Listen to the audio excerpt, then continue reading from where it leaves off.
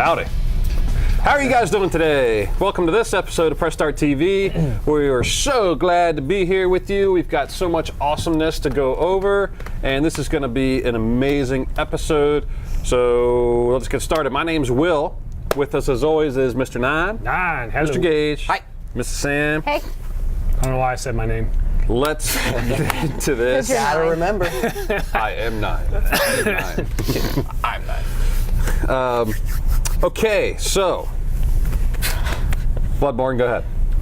Thanks. What you got? Apparently, there's some No new lead or Bloodborne- nothing. No. There's new Bloodborne news. Well, there's been a lot of news coming out about it lately. They did the developers actually did a stream a couple weeks ago now and revealed a bunch of details. They redesigned the heads-up display.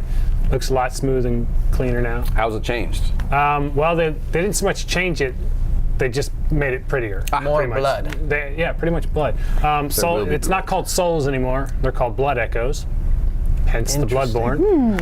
And my favorite new mechanic, and this is going to drive people who played Souls games up a wall, especially people who, like me. When you die, there is a chance that an enemy will pick up your Blood Echoes, and you'll have to hunt them down and kill them. That particular enemy? That particular enemy. Well, that's okay. That's kind of the driving force behind the game. So they're adding another level of. The idea is that you're a hunter in the game, and they want you to hunt. I like that. The enemies. Unless you go up to him again Boss and he kills enemies you can again. also do this. Yeah. And he takes your stuff again. Boss enemies can also do this. Oh no. So if you die the first time to a boss and it touches your Blood Echoes and you don't get them in time, you've got to kill the boss to get them back. That's when you hope you get that boss that's like, ew, gross, blood echoes. I don't want. Ew, blood. And they still have not released a lot of information on the invasion mechanics of the game. They definitely said it's still a part of the game. Okay. But there's no, I think they're trying to keep it under tight wraps for the release of the game. Sure. Nice. Well, this game is going to be phenomenal. I definitely picking it up with you for sure. I'm really excited. Solely based on your recommendation, that better be a good game. No, it's good. The series as a whole, Demon Souls was just an amazing experience. Love it. And this one's more tied to Demon Souls than Dark Souls. Yeah. Just so we're clear. Supposedly. Okay. Supposedly. And some other news. This year at E3, Bethesda is actually going to have a briefing. Yes. They're gonna hold their an own actual conference. press conference. And of course, That's exciting. everybody's going, Fallout 4. Fallout 4. I don't think it's going to be Fallout 4. What do you think? Doom. I think they're going to Okay. do the About official both? Doom trailer Yeah, release. actually, the whole nine they have a yards. whole, like Ubisoft I know, gets on. but I think their big title is going to be Doom, because they've only just touched on Doom. Sure. At QuakeCon last year, they released the first teaser trailer for it, and everybody who bought Wolfenstein's like, "Where's my Doom beta?" I disagree. I don't think it's going to be Doom. I think Doom will be there. I mean, everybody, by the way, we love Bethesda. You guys at Bethesda rock. Fallout 4, make it happen. But we thought Fallout 4 last year. I'm sure it'll be this year, and certainly it's worthy of, if they're doing, this is the first time they've done a media briefing, I think, right? Have their own thing. I think At so. E3, yeah. And now we've got, certainly Fallout 4 is worthy of doing such a thing, but And there's always rumors around Fallout 4. Well, I feel like it'll be they're going to be interesting to see doing what they say something at- else. What did they do at PAX? PAX is next week. PAX East Yeah. is next week, so it'll be interesting to I see don't what think they'll they. announce anything large at PAX. If anything, they might release the Doom trailer. Yeah, I mean, at like- PAX, if they even have a panel. I wouldn't haven't looked even- at the lineup yet, so. I think they do. I think they're going to, this is my theory. I think they might do Doom. I think they might be Fallout. I think they might do something else. Dishonored 2. Oh, yeah? Yeah. Sure. Because Arcane is working on something, but no, they haven't said what it And is. there was that weird teaser Prey image 2. that came out. Prey 2 has been officially canceled, Right. and the studio behind it has also been working on something new that has not been announced yet. So they have a lot of games that could possibly show up. Fallout, Dishonored, Doom, what was the other one? Another Elder Scrolls. I I doubt they would do Elder Scrolls because it's typically Elder Scrolls, But and then Fallout, and then Elder Scrolls. I think you're going to see Elder Scrolls Online stuff. We'll see what happens at Maybe this year's DLC or E3. expansion or something. Yeah. The Battlefield demo has been up for a little while. Hopefully you guys had a chance to play it, the Battlefield Hardline demo. It's pretty fun. Yeah, I enjoyed it. Something I enjoyed a lot was their Hotwire game mode, which is like Is that the cops and like the vehicle mode? Yeah, Yeah, so it's like I never got to. I didn't get to play. yeah, it's a lot of fun. It's like it's Conquest basically, but with cars. with cars. So you have to be Awesome. in the car to score points, and it's like high pursuit speed. So action. that's big maps. Yeah. Nice. And it's a lot of fun. So that was. I So you really got car enjoyed it. I've been looking chases for something and shooting to change the and- Battlefield formula. Yeah. Yeah, They that need sounds to. like a good Yeah, game. it's I great. think I thought I think they have to that keep hotwire evolving mode a little bit. will be the ticket to change the formula behind Battlefield. that was fun. And in the cops and robbers stuff, where you have to steal the money, that's fun too. I like That that, was too, okay. That was but pretty that's good. I just like that. that's like normal domination. Yeah, but I Or whatever they liked call it. it. Rush, I Everything think. felt good about it. And I'm not a big It was Battlefield pretty smooth too, Yeah. like the gameplay. Yeah. fan. So Okay, Club Nintendo finally shuts down. it's shutting down. I think right around the beginning of the summer, it's going to be totally. Officially Finally. Why? I mean, this is bad. I mean, I like Club Nintendo, but I mean, why? I didn't mean that in a negative way. but- sure. what I think is happening is, they use Club Nintendo to try and get a lot of feedback from players to find out what more they want and stuff like that. But I don't think they were getting enough good information from people. I think what they got was a lot of people was going, I found out through this is good, this is good, this is good, and that wasn't getting like solid survey results from their customers. So why shut it down? Because I mean, they're not getting a They're big not getting return. the feedback they If, want. yeah, if you're not getting the information, why waste Do you time? keep a So then program what? running if you're not getting the results you want? But now what? I think they'll come out with another reward kind of thing, but I don't know how they're. I think they'll do it through the digital stores. Well, I mean, that's what they ones had on been the moving to 3DS in the and beginning with. Wii U. I mean, because right now, if you redeem your points, it's a lot of digital games that you can. And a lot of people are saying that their points are already gone. I still have Well, 500 points I'm sitting on. I think that I don't know how many I have. Nintendo fans are very loyal to all their games. As Monster Hunter 4 came out, great success there. Majora's Mask came out, great success there. They lot of released fun the new 3DS. Let's talk about that. The new 3DS XL came out. It's not nearly as big as the. Hey, I That's said what I based on thought the it might have pictures, been. it looked huge. It's not different. Like, It's a little bigger. come I on. hate you all. It looks a little. I mean, it's got the stick. It's got the amiibo support. It's haven't- streamlined. That's pretty much what it is. Yeah, It's, pretty- it's it's a good. streamlined. I haven't had a with chance to more mess with it yet, so I have no opinion there. I have. It's nice. It's good. It's comfortable. I mean, it's slightly bigger, but not too crazy. I mean, obviously, you still want to be able to have the purpose of a handheld, right? Yeah. But Yeah. the overall, it's good. But my point was that comes out. All these games come out. They sell a lot, and in typical Nintendo fashion, they allocate them a lot to all their games. But the demand is there. Oh, yeah, I definitely. mean, Oh, Demand's always absolutely. there. So- handheld gaming's not going anywhere for a while. and as far as surveys and that kind of thing, Club Nintendo, but their stuff's popular as popular as ever, and only going to become more popular as younger kids are getting into gaming. Sure. And then people that grew up on Pokemon are still going to continue to I'm still playing Pokemon. Exactly. So I can't do it. I'm right. I'm Pokemon. No. I was too started a old for Ruby it when it player. first came out, and it just never appealed to me in any way, shape, or form. all right. Well, Yeah, we're yeah, going to yeah. get into some more stuff right after this.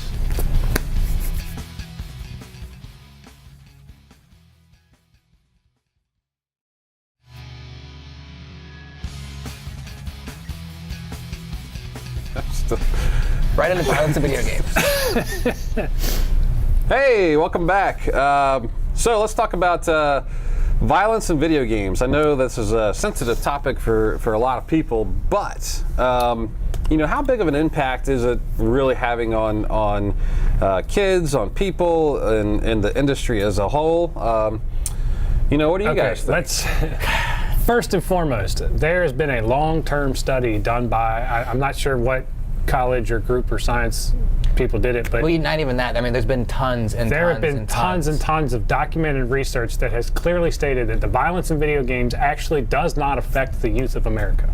Like, there's no correlation. There is absolutely zero correlation between entertainment media and violence in children. Sure. I mean, there's those that come out, but then you still have the same people who are walking around It's saying just that these it does. weird coincidences. Well, That's I think what happens. these That's- studies are done to the degree that they are because of those people that are trying to tie those things together. Yeah, I mean, they want. I mean, Yeah. they're looking for this person to blame. They're looking for their scapegoat. It's a lot like this is popular now for whatever reason. Well, not for whatever reason. The vaccinations causing jeez. deformities in children and things like that. I kind of think it's along the same lines. I mean, there's science here proving it's not, but there's people here looking for the blame Yeah. and where to place it. And the media is always looking to throw the first person under the bus. The easy easiest. target. The easy, exactly. The first person they can hit is, violence in video games.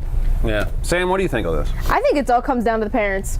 Amen. Straight up. If you are not paying attention to what your child is doing, either video games, eating habits, who they're playing with, everything like that, you're just breeding, the chance for issues. Yeah, but what about the kid that's 18, still impressionable, maybe a little bit, 17, 16, I don't know. I don't want to get into I know this is a more serious topic than what I'm we just usually posing a talk about. question. But I think that society has a bigger impact on anything rather than what video games do. Peer pressure is your number one factor. on Absolutely, everything. and every kid's been bullied. I was bullied a lot when I was a kid. I'm still bullied. Yeah, I'm sorry, man.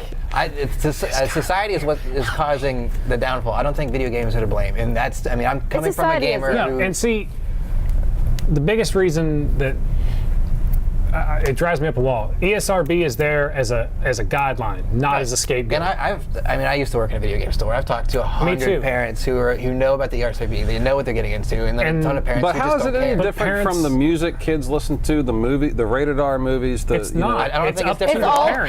parents paying attention to what is going on.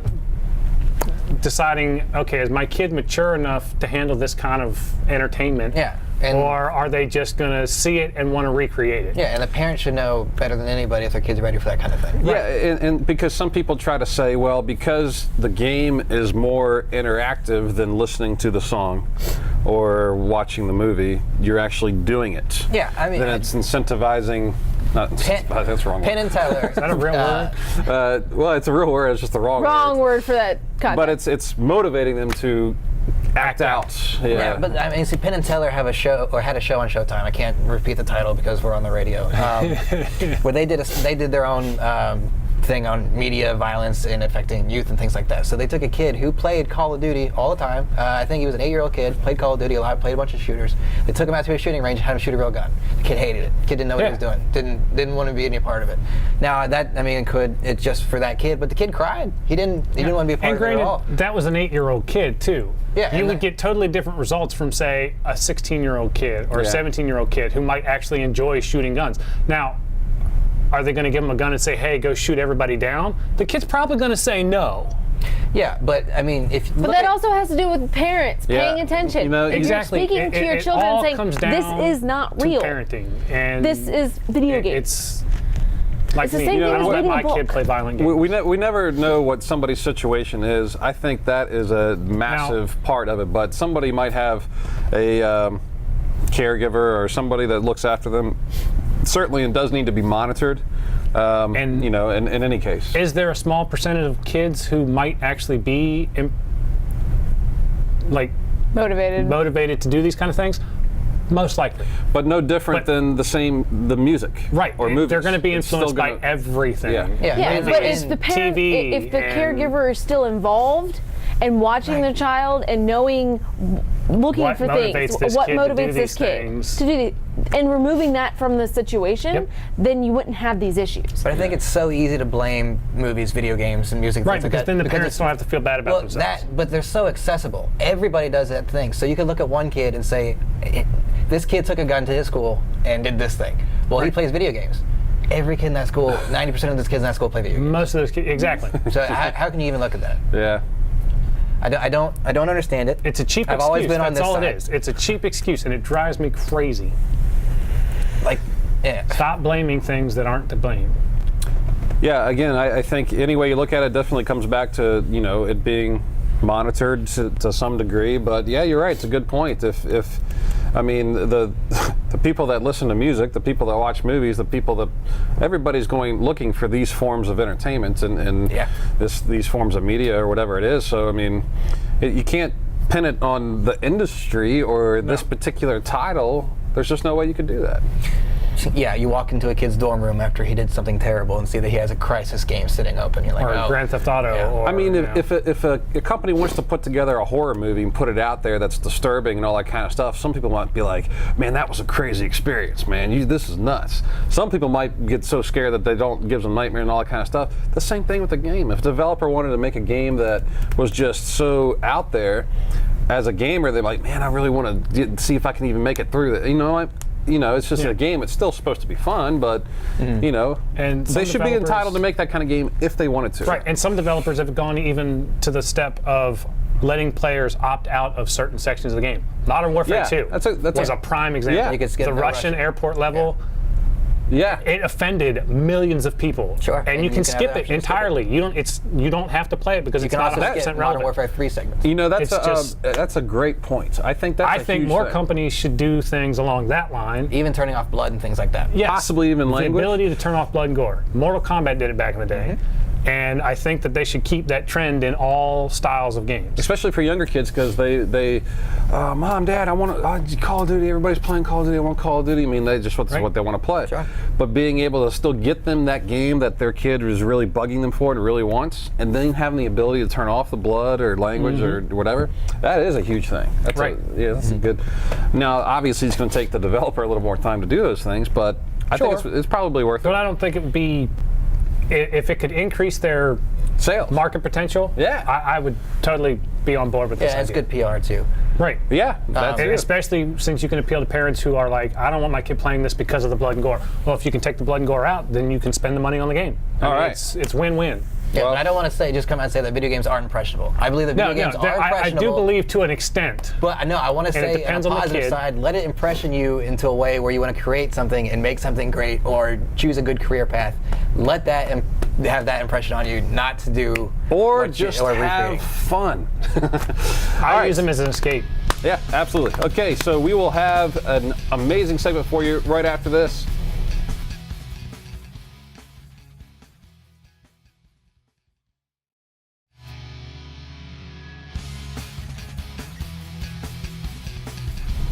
Okay, welcome back. We're going to be talking about right off the top of our head, our best boss battle experiences. Favorite boss battles. I mean, this is just most like memorable to us massive thing in any cool game. You definitely want you want to have fun, you want to have a good experience. But if a boss can leave an impression that lasts for a long time, that's a good boss battle. Yeah, and you could lead up to it in the game, throughout the level even, whatever it is. But right off the top of our head, let's talk about our best boss battle experiences. My favorite, that most memorable with me, and I might be a little biased, it's from the Batman series. It's not even at the end of the game. He comes, halfway through. Is it technically a boss battle though? If it's what I'm thinking it is? Yeah, because I think I look at it as a boss battle because it's a different way to play the game. We should tell people what it is. Batman Arkham Asylum, the Scarecrow. I look at him as a boss. This is when he comes up massively in the thing, and you got to go around. Your game becomes a side scroller, and you have to use your different gadgets to get through different parts and not get seen. The psychological aspects of the Batman villains are already great, and Scarecrow is my second favorite villain of the whole Batman universe. Yeah. The way he messes with you in that game really hits you, and you're like, this is awesome. Like the first time you encounter him, your TV messes up. The second time he turns you into little Bruce, and you see your parents. Yeah. And we're going to see that in Arkham Knight too, right? Scarecrow is in Arkham Knight. Yeah, he's a big part of that, and that's why I'm really, really excited for Arkham Knight. Well, plus Arkham Knight looks Batmobile. Looks just amazing. Batmobile. Yeah, Batmobile. That's all I need. Those Scarecrow levels are by far part of my favorite part of Arkham Asylum. Sam, what do you got? I'm gonna have to go way back. Bowser. Yeah? Because he just, you're He's like, one that certainly sticks around. Yeah, like you're like, oh, I'm gonna beat him. Oh, I beat him. Oh, wait. I didn't beat him. And then he Your princess is in another castle. Exactly. Famous words. But eventually he's throwing hammers at you from his head somehow. Yeah. It doesn't make any sense. No. Doesn't make sense. Like a million of them. Yeah, and you're like, oh God, what's a good time to jump? Yeah, but there are many boss battles with Bowser. I'm gonna have to throw the 64 Bowser fight. Probably I like my that favorite one. Bowser Picking him up by the tail and spinning him and throwing him. That was Mario 64 was already a great revolutionary game at the time, but I think I was always wondering, how are they going to make this experience good at the end of the game, like it has been from the earlier games. But yeah, no, it was great. It was really good. Watch my friend do that for the first time. I was like, yes. Yeah. This is so cool. It was cool. Little Mario picking up Big Bowser and just throwing him. 9? A lot of fun. What's one of yours? A lot of people expect me to say a certain boss from Dark Souls, but I'm going to go with a different boss from Dark Souls. Okay. The Capra Demon is by far the most. I don't know why I have such a hard time with the Capra Demon, but he is probably the most hated boss for that game for me. Why? You run in and you're in this tiny little room. We're talking like maybe a 15-foot room with like 6 foot wide. Yeah. There's a little bit of stairs in the back, but as soon as you walk in, this giant goat-headed dude walking at you with 2 big cleavers comes at you, and you're like, oh God, what do I do? And then out of nowhere, 2 dogs come running at you and stun lock you, and you're dead. Interesting. It's the most frustrating. A little different than Bowser. It's so frustrating. But when you finally realize that if you just block and wait for the dogs and then run up the steps, it's not that bad. Tips. All right. But you will die hundreds of times. Tips and tricks. So I'm sure this is on most gamers out there have had a good experience with this particular one, Psycho Mantis. Psycho Mantis is That incredible. is one of my all-time favorite boss fights ever. And we've talked about Psycho Mantis on the show before. A couple times with, now. I think, best villains too. Yeah, but that was a great. That fight alone is just so cool. It was just really good. Especially if you have like Castlevania and other game saves. Yeah, from you're just reading a Konami. memory card. He tells you, oh, I see you like yeah. dungeon crawling and whatnot, and you're just like, how? What are you doing? Get out of my head! Yeah. Of course, you don't know how to beat them until like maybe you have to look online on GameWinners.com or something, and you're like, oh, that's what. That's a plug. Is that site even around anymore? Yeah. Really? Yeah. I'm going to throw out one. I'm going to put out Dr. Wily from Mega Man 2. When he came riding out on that big tank-looking thing or whatever it was, I just remember going, wow, the graphics on that were great. It was just a really cool thing. You had to jump on him and shoot him, and it was just a really cool thing. Did you like Dr. Wily more than Sigma? I liked that particular one, yeah. Okay. Yeah. I thought that was just a great boss battle. Okay. I'm going to throw out another one for me, also going back to Metal Gear. Another one we've talked about multiple times. The End. Yeah. Big, fat, pudgy dude, bald, white beard. No, I'm not speaking about myself. No, he's in the woods, and you're in this thing, and you know, you're in the woods. You have a certain portion of area in which the boss battle takes place, but he's basically a sniper, and you basically have to track him, snipe him, and try to find out where he is. But he's constantly moving around, and you just got to wait to take your shot. But it's creative. I love the whole concept of it. The AI was great, and it was so funny because I tried to find him and shoot him. I couldn't do it, and the only way I killed him is because some magical way I was just walking around. I walked up right behind him and stabbed him. Didn't even shoot him. I mean, I think there's a trick with that. If you stabbed him in the back. If you set your PlayStation clock a week ahead, he'll die of old age. Mm-hmm. Yeah. Which is pretty funny. Interesting. Yeah. What else? Poseidon from God of War 3. Nah, I never touched the series, but I know you guys love God of War. Yeah. Love that fight. Start the game off right, man. The first one, yeah. Actually, the first fight in the original God of War was great too. The big the serpent came up out of the water. Yeah, or whatever. the Hydra battle. I'm seeing water tendency theme Well, I here. mean, you obviously It's have. Greek mythology. There's a lot of water gods. Most water levels are boss levels anyway, because water levels are just terrible, right? Water temple. Yeah. Don't even get me started. Hate man. it. Let's not. I don't like the water 10-hour level in Mario. No. With this music. Ocarina of Time. Oh. The water temple. Yeah. Worst temple. Anyway, I know, but I was saying I like the water level. Anyway. There's a lot of great boss battles in the God of War Oh, yeah. series, though. I mean, there's a whole. I really like the Hercules battle. That was cool. In 3. That's really cool. Okay, moving on. Another one I just wanted to throw out because it's like the whole game was boss battle. Shadow Colossus. Oh, yeah. that was great, Every time man. you encountered a new Colossus, You had to figure out first how to get on great. the Colossus. Yeah. And then you had to figure out where the soft spots were to attack. How to And then take you had them down, what to hit to the do. final spot. Man. And if you fell off, you had to do it all over again. Love the environment. Love the whole Great. concept. Love how they were all The different. scaling in that game. Just great. Really Huge. good. Yeah. You could I'll have to definitely- agree with you on that one. Jesus. Actually, I can't remember thinking one off the top of my head, but probably Ganon should be on there, right? Which Ganon? I had Yeah. thought about putting Ganon on the list, but like I like the only one I really could think of was the Ocarina of Time. That one was battle. pretty good. I like the fake Ganon. Oh, Ganondorf, right? No, the painting one in the first. Oh, right, where they move the around forest and you temple. got to shoot them with the. Yeah. Yeah. That one to me was a lot of fun. The only reason I didn't like it so much was just smacking a ball back at the dude. It's playing baseball. I know, There's a but mini like- game boss battle until but you it actually didn't- get to the final portion of the battle. I mean, boss battles are hard, right? I mean, it's hard to have like a boss battle that's unique, and a lot of them are just like hit him 3 times or do this a couple Pro times. tip: use an empty bottle. It's I'm going to throw out 2 more because they're on our list, Biggie and Smalls. Yeah, Ornstein and Smo, the first, the ones everybody expected me to say for Dark Souls. It's the first boss battle you run into and you're just like, oh, I'm screwed because there's two guys coming at me at full force. One's got this lightning elemental attack. One's got this giant fat hammer that he just breaks the entire environment with, and you're just like, I don't know what to do. When you kill one, the other one absorbs the soul and gets even more powerful. It's a lot of fun. Yeah, it's a good one. Okay, so and then the last one we'll throw out there is Mr. Mike Tyson. Mike Tyson. Mike Tyson. That is Mike Tyson's Punch Out. I mean, it was just crazy.